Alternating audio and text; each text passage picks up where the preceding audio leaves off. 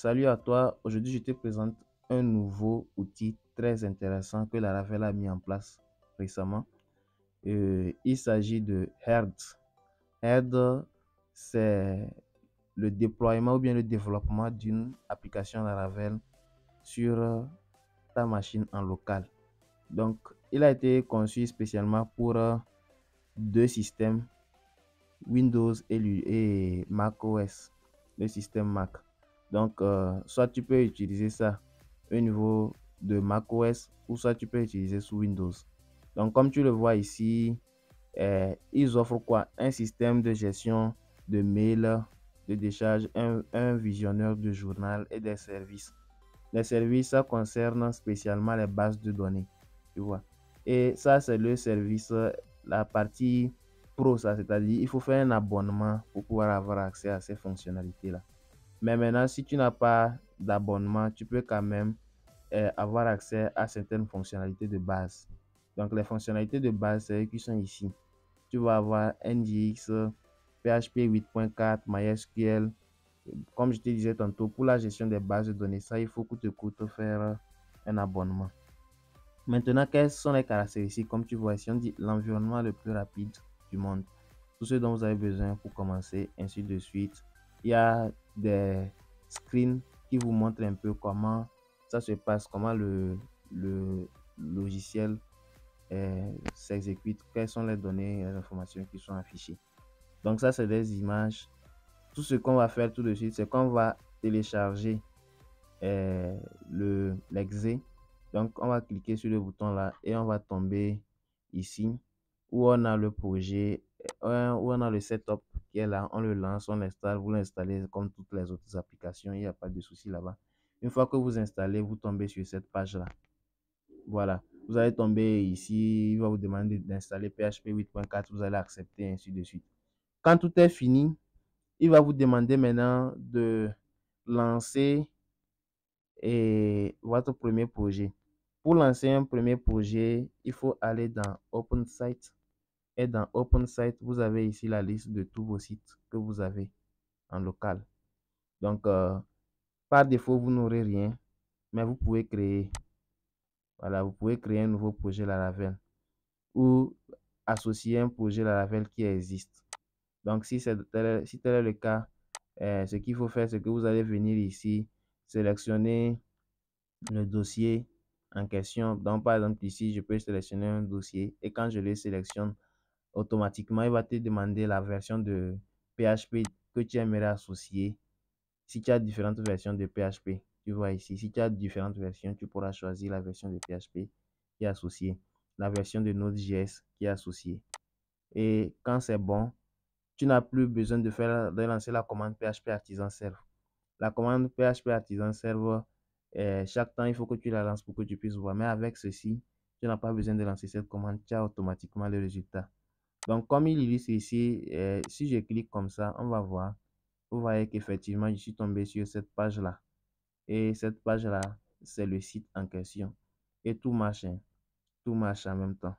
Je n'ai pas besoin de faire quelque chose. Vous voyez. Donc, le site marche. Je n'ai pas eu besoin de lancer la commande PHP Artisan Server. Et d'ailleurs, je précise que dans les prochaines vidéos, j'aurai à vous présenter mon projet que je suis en train de réaliser.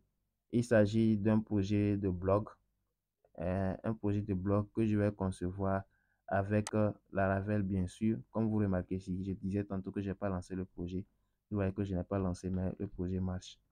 Donc, ça sera un projet Laravel, un projet de blog. J'ai déjà commencé à créer les migrations, les modèles, les ressources, et ainsi de suite, l'API. Bref, quand tout sera complet, je vais faire une présentation, mais pour l'instant, comme ce n'est pas encore complet, veuillez patienter le projet en mode dev. Donc, quand tout sera prêt, je vais vous présenter cela. Voilà, c'est un peu ça. Donc, le logiciel permet de lancer un projet. Donc, avec ceci, ça veut dire que vous avez besoin d'installer en local une base de données. Par exemple, moi, j'utilise ici Postgres. Donc, vous aurez besoin de Postgres ou pgadmin si vous avez, ou MySQL, ça dépend de vous. Ensuite, comme d'habitude, hein, vous allez dans le fichier .env, vous faites la configuration. Je précise une chose, je suis sous Laravel 12 actuellement. Donc, Laravel 12 a vu le jour et il y a des mises à jour. On va voir ça aussi. Donc, ici, vous venez au niveau de la base de données, vous spécifiez les accès. PGadmin, PG, SQL, l'adresse IP, le port, le nom de la base, le nom utilisateur, le mot de passe, ainsi de suite. En local, vous spécifiez ça. Alors, qu'est-ce qu'il y a de nouveau dans la Laravel 12? Donc, pour voir ce qu'il y a de nouveau, on vient dans le release ici. J'ai eu à lire et ce qu'il y a comme nouveau, c'est pas quelque chose de très grand, mais c'est très utile.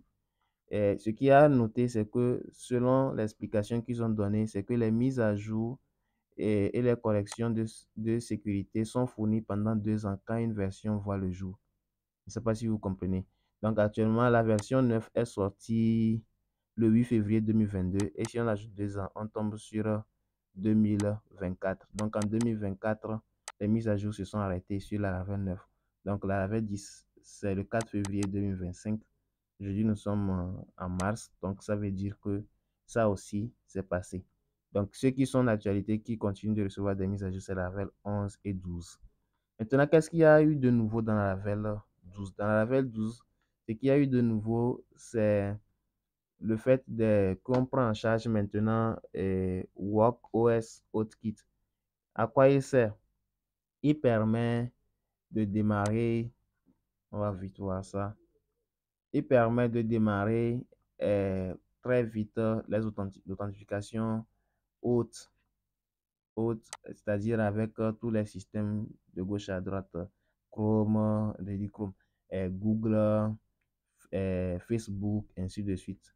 Ouais, les réseaux externes. Et ce qu'il y a de nouveau aussi, c'est que les kits de démarrage, c'est plus bien fait maintenant. Donc, ce qui se passe ici, on va vite faire voir ça. Donc, il y a React et Vue qui utilisent Inertia 2, TypeScript et Shadow CN, ou bien Shad CN plutôt, qui offrent des composants déjà conçus qui peuvent être intégrés dans la Laravel. Donc, il y a les composants ici.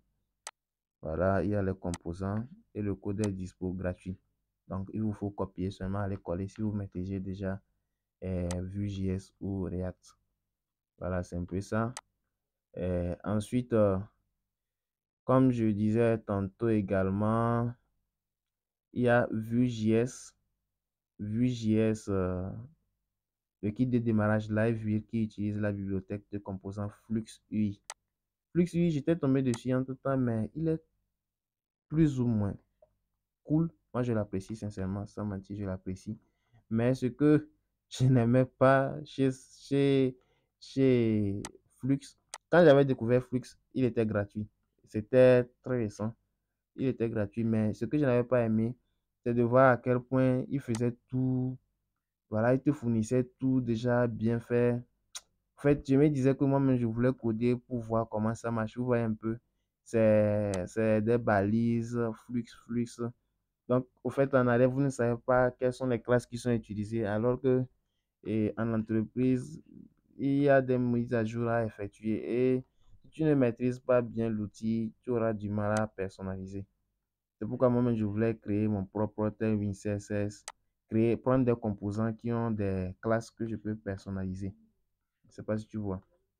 Donc, c'est quelque chose comme ça que je cherchais. Mais avec Flux, vous voyez, tout est là. On te dit en même temps, c'est la balise Flux. Voilà, tu mets les nav items, tu ne sais pas ce qui se passe en arrière. C'est pour ça que je n'avais pas kiffé. Mais l'avantage de Flux, c'est qu'en arrière, ils utilisent en même temps ils utilisent en même temps Alpine. Donc, du coup, il y a certaines actions que tu vas faire facilement. Tu n'auras pas besoin de trop réfléchir, tu vois. Mais c'est pas bon si tu es débutant. Même si tu es au niveau intermédiaire, moi je dirais que je suis au niveau intermédiaire. Je préfère ne pas utiliser ça là. C'est quand tu as un niveau avancé que quand tu utilises, ça va vite. Tu sais ce que tu fais et autres.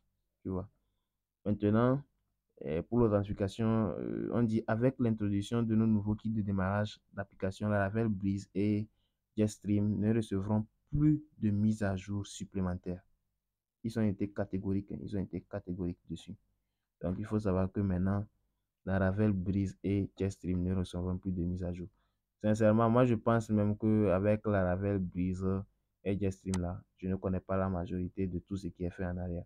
Donc même si ça arrête maintenant, c'est l'occasion pour moi d'apprendre plus. Surtout Jetstream. Jetstream, je le vois très très complet. Donc, comme je vous ai montré tantôt, c'est un peu ça. Avec Vue.js, il y a un autre site qui est utilisé aussi. Parce que si vous voyez ici, ça c'est pour euh, comment elle s'appelle? Ça c'est pour React. Mais la partie Vue.js aussi est là. Je ne me souviens pas trop du site. Mais je sais que la partie Vue.js est là quand même. Je vais voir. J'avais vu ça en temps quelque part. Je ne sais pas si c'est depuis la doc. Ouais, je pense que c'est depuis la doc. Ici. On va voir. Et voilà, c'est ça. Donc, c'est ça ici. Voici les composants de Vue.js. Donc, vous pouvez copier-coller. Voilà. Donc, il y a les composants de Vue.js ici. Voici les composants. Voici le code. Tu copies le code, tu colles, tu installes l'outil nécessaire et tu importes ça dans ton projet, ça marche. Comme tantôt expliqué, le projet que je suis en train de faire, je le fais en Vue.js. Je veux vraiment maîtriser Vue.js. Donc, si vous avez quelques conseils pour moi, je suis chaud. Je vais bosser. Nous tous, on va bosser ensemble, on va apprendre.